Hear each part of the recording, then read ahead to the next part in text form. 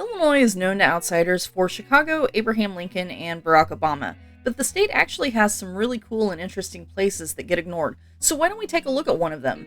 If this is your first time checking out the channel, welcome to Stuck in the Cornfield, where we explore different communities across the US. As an Illinois native, I thought, why not check out one in my own backyard? So join me while we explore Metropolis, won't you? Metropolis is one of the southernmost cities in Illinois. It sits on the Ohio River with Kentucky in view from the shore, not far from Paducah. This area was once inhabited by Native Americans for thousands of years, but it is also the site of one of the oldest known European settlements in the state. In 1757, during the French and Indian War, a French expedition settled this area and built Fort de l'Ascension. 2 years later, it was renamed Fort Massac in honor of the then French naval minister. After the war, the French abandoned the fort, and the British took control of the land, but by the time they arrived, the fort had already been destroyed by the Chickasaw. During the Revolutionary War, American Colonel George Rogers Clark led his men into the area, and the fort was rebuilt in 1794 at the behest of George Washington. A few years later, Lewis and Clark stopped here on their way west. Then, in 1811 and 1812, the fort was damaged by a series of earthquakes, and the U.S. military decided to abandon it in 1814 rather than rebuild. Local settlers scavenged the wood and other construction materials from the fort to build other structures. In 1839, a local landowner and a merchant from Pittsburgh teamed up to found the city with the idea that they could make their location a transport hub, and so they named it Metropolis. However, that didn't exactly pan out. Metropolis isn't quite as large as they had anticipated it to become.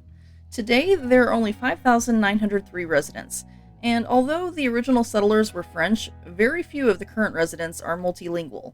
Only 2.6% of the residents are foreign-born, and only 4.6% of the households speak another language. One of the most notable features of Metropolis is the Superman statue, with people coming from all over the world to take their picture in front of it. But many people don't realize that this is actually a replacement Superman. Back in 1986, the city scraped together $1,000 to build a 7-foot-tall fiberglass Superman, but there were some folks who just had to see for themselves whether or not the superhero could really stop a speeding bullet. After it became riddled with holes, the city decided that they should probably get one that wasn't so easily destructible, so they decided to purchase the one that is standing today in 1993 for the sum of $120,000. The Man of Steel is 15 feet tall and weighs an astounding 4,000 pounds. In order to fund the purchase, bricks were sold to supporters for $35 each, with these surrounding the statue and emblazoned with the names of the supporters. The area around the statue is also home to a Superman-themed gift shop and museum, a store selling pop culture items, several murals, and photo props. In 1972, DC Comics declared the city to be the official adopted home of Superman, and the Illinois state legislature passed a resolution affirming it. There were even plans to build a $50 million theme park based around the superhero, but it never came to fruition. They blamed it on the 1973 OPEC oil embargo, which made road trips cost prohibitive. It's sad, really, because this small city could have used the economic boost that would have come from a theme park. It would have created jobs and brought an influx of tourism dollars to the area. As it is, the city has economic problems, including a 23.9% poverty rate, which is considerably higher than both the state and national averages.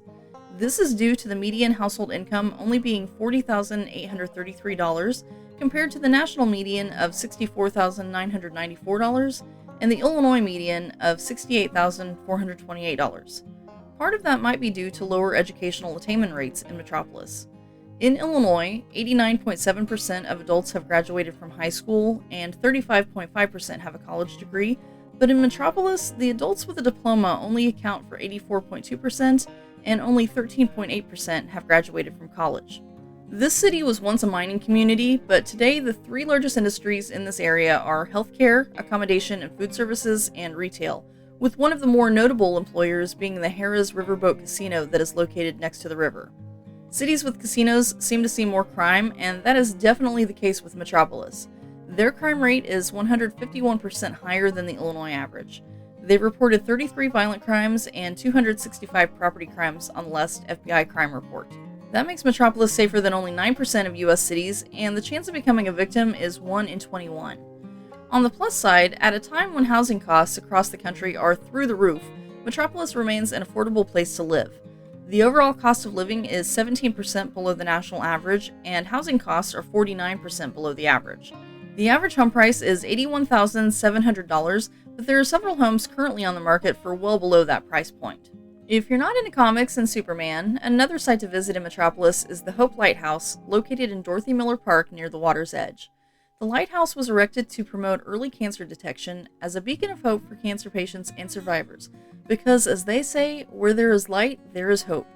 I couldn't find any information on the park's namesake other than a brief mention that Dorothy Miller herself was a cancer victim.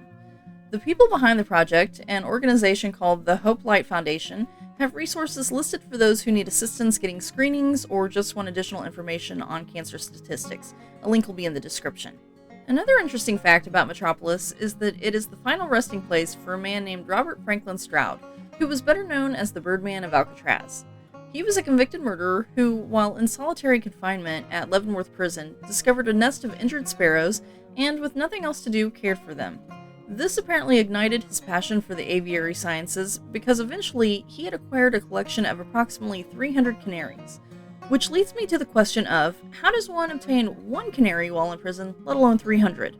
But anyway, he even wrote a book called Diseases of Canaries that was published in 1933. However, he was then transferred to Alcatraz in 1942 and forced to part with his birds and equipment. Without his birds, he turned to writing an autobiography as well as a book on the history of the U.S. penal system. Hollywood thought his story was interesting, so a movie was made about his life in 1962, starring Burt Lancaster. When Stroud's health began to fail, he was then transferred to a medical center in Springfield, Missouri, where he died the day before JFK's assassination at the age of 73, and he was interred in the Old Masonic Cemetery in Metropolis. The Birdman isn't the only notable person to be buried in Metropolis, though.